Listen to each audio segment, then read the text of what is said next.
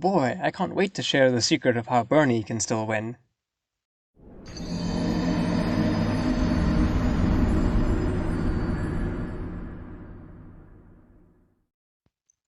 Hi there. If you're watching this and you identify more as a liberal, welcome. This video is primarily aimed towards you, so I hope you stick around. If you're not a liberal, well then I hope you still stick around anyway to watch the video because I feel like you might learn something. With the election over and the looming test to the stability of the US democracy coming, I think there's one question that's burning a hole in many people's minds. How can we stop all of this from happening again? To anyone on the left, the orange man is actually bad, and the narrow margins by which Joe Biden managed to win, while also losing ground in the Senate and the House, well, that doesn't really inspire much in the way of confidence. I am old enough to actually remember the 2008 election, although I was definitely far from being old enough to being politically aware of what it meant. The election of Barack Obama was in many ways a feeling of great foundational change.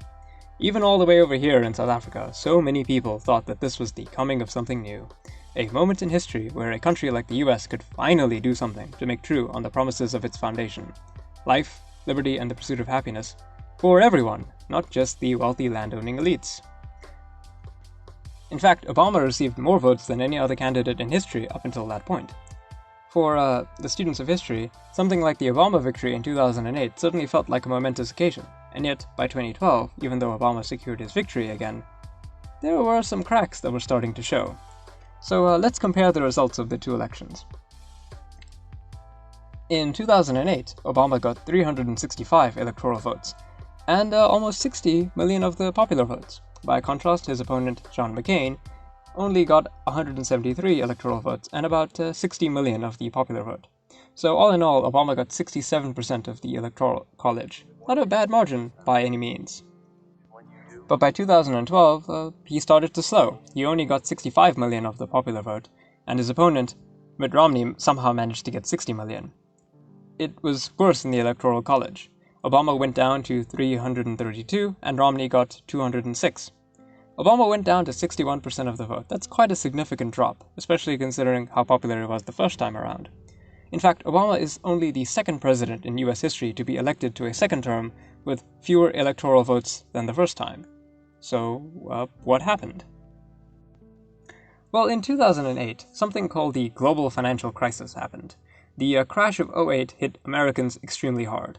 It was, to be brief, an utter disaster to the US and global economy, in a way that we are still feeling the effects of today. Cast your mind back to that of an American living in the early 2000s. You probably lived through 9/11. You also probably saw Shrek 1. But importantly, the early 2000s heralded a period of successive financial crashes that would happen across the world and in America.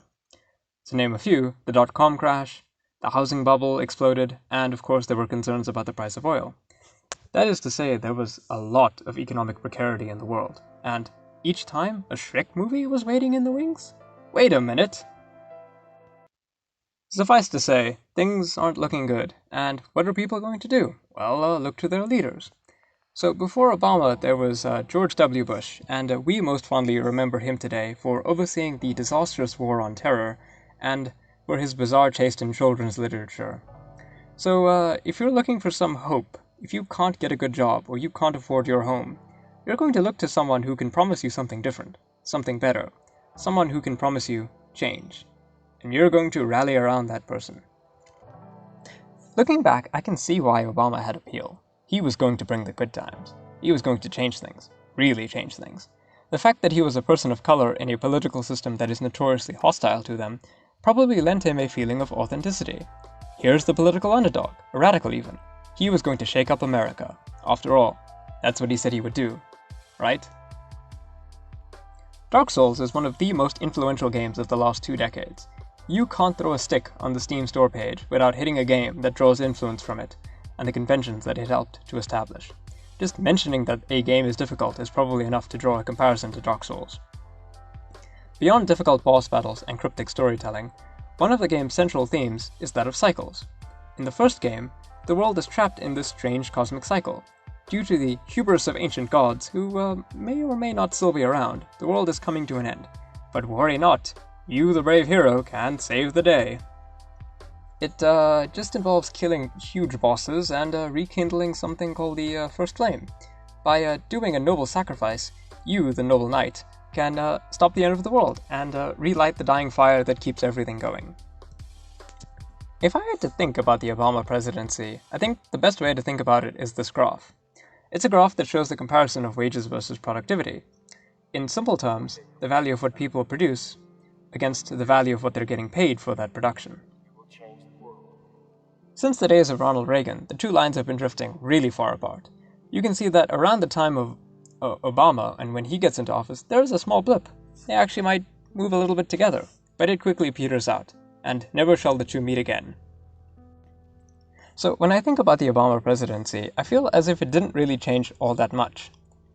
Sure, Americans were producing vastly much more than they were in the past, but they really weren't being paid all that much more. If the way that our system works, the more money you get paid, the more choices you have, then what are the choices of these people? They're producing more and more, but they're not really getting much more money. And so, in the end, we see that the choice for the American worker was in shorter and shorter supply. The best fundamental demonstration of this is the Occupy Wall Street protest. Occupy Wall Street was a protest movement against inequality that started in Zuccotti Park. The whole 99% versus the 1% slogan that Bernie Sanders is always using started there. The primary target of the protests were Wall Street bankers and the like who were responsible for the 2008 financial crash. Groups like the Lehman Brothers who caused millions of Americans to lose their homes, and yet these people remained unaffected by their crimes, and worst, unpunished. A lot of people think of Obama as some powerful left-wing figure. Obama is a man of the left, of the working people. Look at him goofing with Raul Castro. But if we look at it, there's a common theme to the Obama presidency. Time and again, people would ask for the change that he had promised, and time and again, Obama would deflect that he needed more support in order to actually do it. When no such support appeared, he could just shrug and turn on the charm for MSNBC. But of course, Occupy was different. During Occupy, such a groundswell happened. There was a large mobilization of people to demand some action against the wealth inequality and corporate control of the government that had so ruined their lives. And on this, Obama had the following to say. I think it expresses the frustrations the American people feel, that we had the biggest financial crisis since the Great Depression, huge collateral damage all throughout the country, and yet you're still seeing some of the same folks who acted irresponsibly trying to fight efforts to crack down the abusive practices that got us into this in the first place. And yet, when ABC News journalist Jake Tapper pushed him on why just none of the Wall Street executives had been punished, Obama had the following to say. One of the biggest problems about the collapse of Lehman's and the subsequent financial crisis and the whole subprime lending fiasco is that a lot of the stuff wasn't necessarily illegal, it was just immoral or inappropriate or reckless. Ah, that's no bueno. If you're someone on the ground floor of the financial collapse and the president, the one whom you voted into office on the idea that he would fix things for you, tells you, sorry, even though the bankers hurt the economy, I don't really feel like trying to punish them, well, I hate to say this, but then you've been sold out. Your progressive candidate has sold you out. And arguably, sell out he did, as later Obama would allow the police to break up the Occupy movement in Zuccotti Park. Now, I don't want to suggest that the Occupy movement was perfect. It had a lot of problems, from leadership to structure to ideas and messaging. But it was, nevertheless, a large, semi-organized movement of support for fighting against the people who were ruining the country, the wealthy elite. So why would he do that? Do I think that Obama was somehow inherently always a malicious puppet for big business? No, I don't think that. I think that kind of thinking is too simplistic. I think that Obama had good intentions, but the problem was that he found himself in a system that would not allow him to make any moves other than what it allowed. And here's where I bash the Dems. If the Democrats are one thing, they are fervent believers in the process. Right now, the Republicans are showing us that they don't care about democracy or any of the processes for it. Trump and his cronies are trying everything they can to delegitimize the results of the election. We'll see how far they get. But you'll never see the Democrats doing this.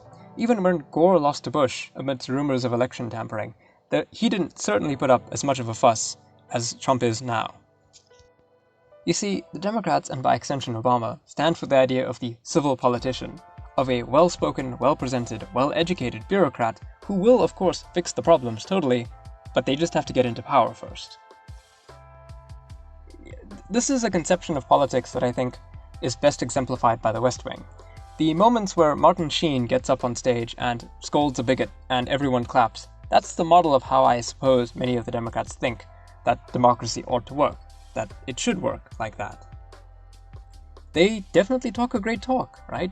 People like Nancy Pelosi, they know how to use words like critical race theory, they know how to talk about a microaggression, but when it comes time to action, when it comes time to deliver, they only ever seem to deliver marginally better results than the Republicans do, and not, of course, for a lack of trying.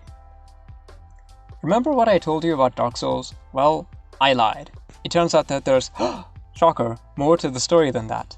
If you spend enough time exploring the world of Dark Souls, you might find this strange creature who goes by the name of Darkstalker Koth. Koth, the old noodle face, tells you that, well, actually, the story that you've been told is a lie. In fact, the gods themselves have been perpetuating this endless cycle because they don't want to give up their power. So, whenever the fire is coming close to dying, they wait for a powerful hero to show up, trick that person into keeping the fire going, and start the cycle anew. According to Koth, if you just let the fire die out, rather than destroying the world, it will, he says, save it by ushering in a new age, an age of dark. And if you know anything about Dark Souls, you'll know that darkness is associated with the power of humanity. Of course, this is also not necessarily the truth, because we know that that's not the case. If you choose not to relink the fire, then that is not the end of the game. Dark Souls 2 shows us a similar kind of world, a similar scenario, and the implication here is that whether or not you chose to relink the flame or not, the same cycle repeated, almost as if there's something wilder and spookier going on than just keeping a fire that holds back the darkness aflame. See, we don't live in the Dark Souls world. There isn't actually a choice between letting the fire die out or not, and the game knows it too. The ending of Dark Souls 2 completely avoids giving the player a choice in the matter. It doesn't matter whether or not you choose at the end of Dark Souls 2 to relight the flame or not. That same cycle will still fundamentally continue regardless of your own choice, almost as if it doesn't actually matter whether you choose to let the world die, quote-unquote, or continue. It's only in Dark Souls 3 that this is actually meaningfully challenged, where the players finally have a chance to break this cycle, but they can only do so by going outside the system that created it in the first place. Obama was one of the best candidates for president. He was, in every sense, the chosen undead, and yet he couldn't deliver to the people of the United States the change that they were looking for. It wasn't the person, then, it was the system that held him back. I find it quite telling, then, that Bernie Sanders, the radical socialist that he was, did better in 2016 under Obama than he did now under Trump. Bernie got less support in 2020 than he did in 2016. Why is that? Well, if I had to hazard a guess, I'd say that people were upset at Obama and the Dems and their inability to do anything, and so they were galvanized by someone who was even more of an outsider, more of someone who seemed like they could actually deliver. Obama was the hero. He chose to relink the flame, and rather than solve the problem, what did he do? He ended up perpetuating the same world, the same system that ended up eventually producing an age of dark, which I guess would be Donald Trump. And so we saw, when people were faced with someone like Donald Trump, when liberals and Democrats had to see and reckon with the reality of a Trump presidency, they were so afraid of Trump that they decided to support anyone who seemed capable of beating him, someone who could bring them back to the normality of rekindling that flame. So the lesson here is simple. Obama, even with all of the support possible, was not able to deliver a fundamental change. The Democrats gave the American people a better deal than the Republicans. Sure, they did, I have to admit that, but not by much. Joe Biden's presidency is slated to do the same again. Once again, we have a Democrat who wins a lot of support, but now he's got even less material power than Obama did back in the day. He has to relight the flame with even fewer Lord Souls than he did last time. You'll notice I didn't talk much about foreign policy. The most common one are the drone strikes. Obama ordered a lot of drone strikes. Unfortunately, imperialism doesn't really seem to be a bug in the US system, as it is very much a feature. And unfortunately for all of us, ending that requires something a lot more drastic than what the left can really manage right now. But as an example, in 2008, Trump revoked the executive order that Obama passed that allowed for the disclosure of civilian deaths caused by the drone strikes.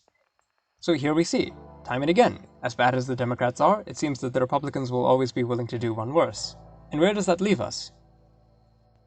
Well, as a leftist, as someone who cares about people, who cares about your country, who cares about the world continuing to survive, you should always support the neoliberal over the fascist. I feel like that is an easy question that has a very simple answer.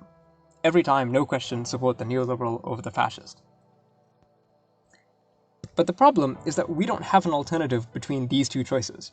We don't have an alternative between relinking the fire or ushering in an age of dark. There is no power structure outside of the current one that gives us an out. Our job as people who care, people who want to make the world better, is to make that alternative. Our job is to usurp the flame. Hi everyone, thank you for watching to the end of the video. If you liked it, please subscribe to the channel.